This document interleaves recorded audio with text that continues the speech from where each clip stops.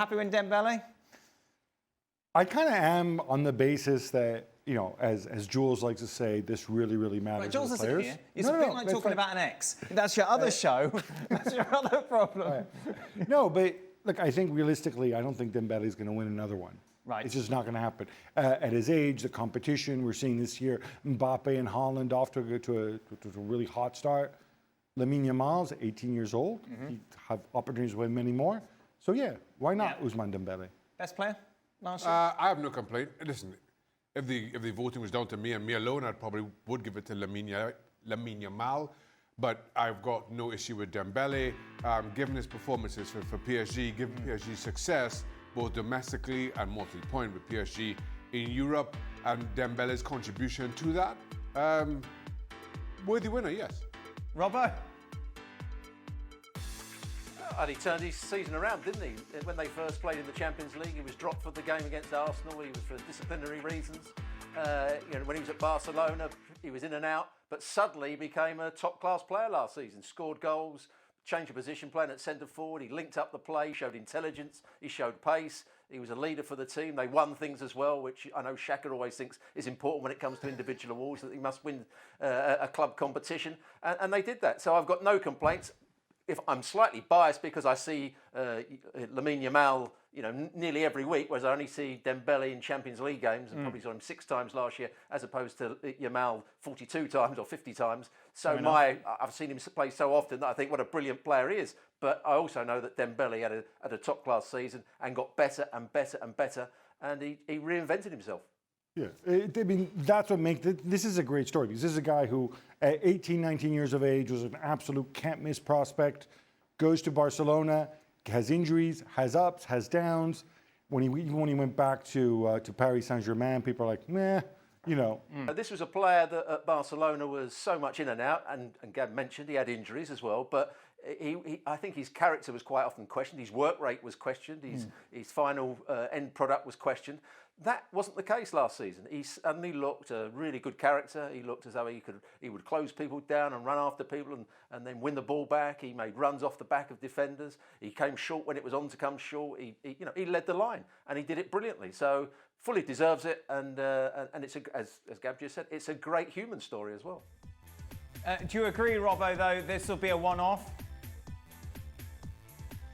Well, unless PSG can continue playing in the same manner as they did before, but then the likes of Vitinha might be the leading player in the team. And of course, Yamal is an outstanding player, and I think he's going to get better and better and better. And we're seeing, and again, Gab said it, we're seeing Mbappe start the season really well, and he's a player that would probably be desperate to win it again because of his quality and his ability to score goals and be the leader of this Real Madrid side, which he wasn't last year. Next year, when we're sat here talking about the Ballon d'Or, obviously an international tournament will have a much bigger effect than there was this year because, what was it? I can't even remember. Nations League, was that a thing?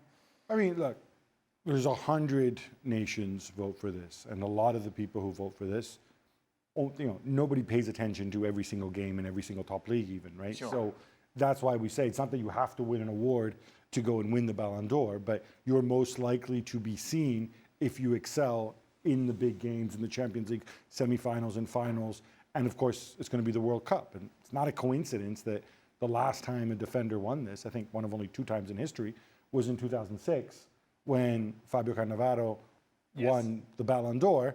Again, another guy where you say, you're never going to win it again, bro. But guess what? Italy won the World Cup that year. You're buying Lamine Yamal shirt or you're buying a Dembele shirt. Lamine Yamal has that it factor at the moment, isn't it, when it comes to on and off the pitch? Without question, and we've seen that number 10 Barcelona shirt be very heavy for a number of players. Lamine Yamal has just taken to it with a wonderful ease. There's no question in my mind that we will be having more and more conversations about him in this regard, around Ballon d'Or favourites or second favourites, certainly as a serious contender. That will happen probably every year on from now until Lamine Yamal decides to hang his boots up. That's not a question for me. It just comes down to, as you mentioned, performances in big tournaments. He plays for a big football club. He represents a major nation city in terms of international acclaim. So he'll be there more times than he's not.